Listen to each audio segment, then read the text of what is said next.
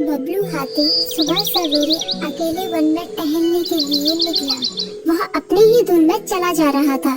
लगता था उसके दिमाग में कोई उलझन है जिसे वह सुलझाने की कोशिश कर रहा था। सड़क पर आगे बढ़ते ही उसके सामने चीकू खरगोश भागा। बबलू का पैर उसके ऊपर पड़ने ही वाला था कि चीकू जोर से चिल्लाया। उसकी आवाज सुनकर बबलू ने अपना पैर पीछे खींच लिया। कहाँ खोए हो बबलू भाई?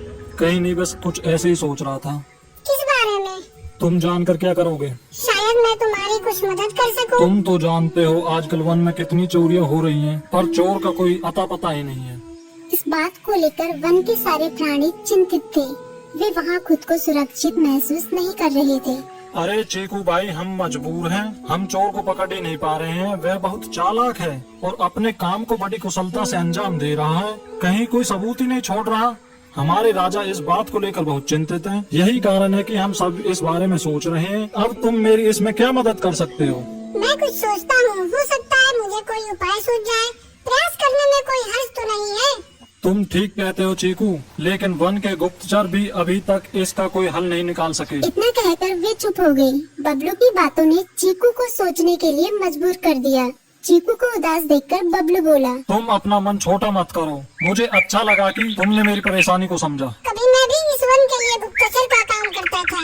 एक बार मेरी टांग टूट जाने से मेरे अंदर फुर्ती नहीं रही। तब से मैंने यह काम छोड़ दिया।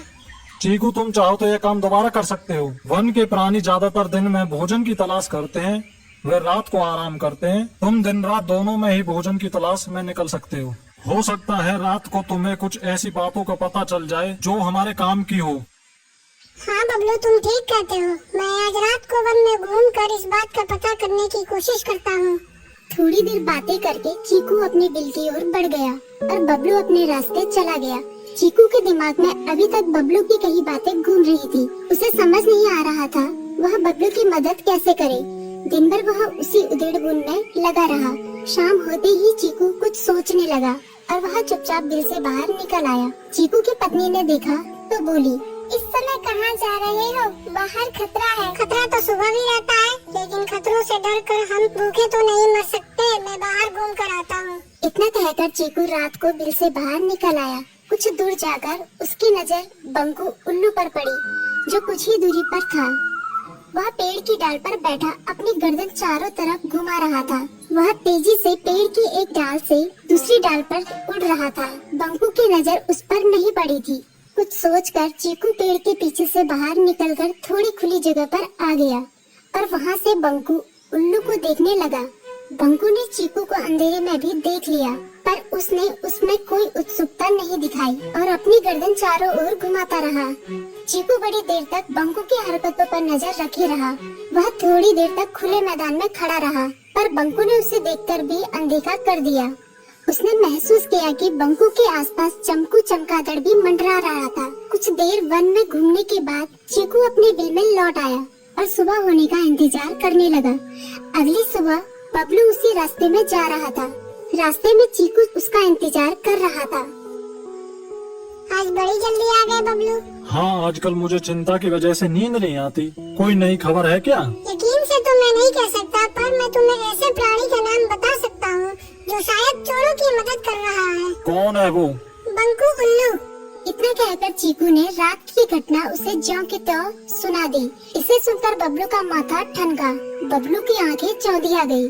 तुम ठीक कह रहे हो। मुझे आज रात बंकू और चमकू पर नजर रखनी होगी। इतना कहकर वे दोनों अपने अपने रास्ते चले गए। बबलू रात को अपने साथियों के साथ बंकू पर नजर गड़ाए रहा। उसके संदिग्ध गतिविधियों को देखकर बबलू ने उसे उसके साथियों चंकी और संकी लोमड़ के साथ पकड़ लिया। बबलू ने सख्ती से पूछताछ करनी शुरू कर दी।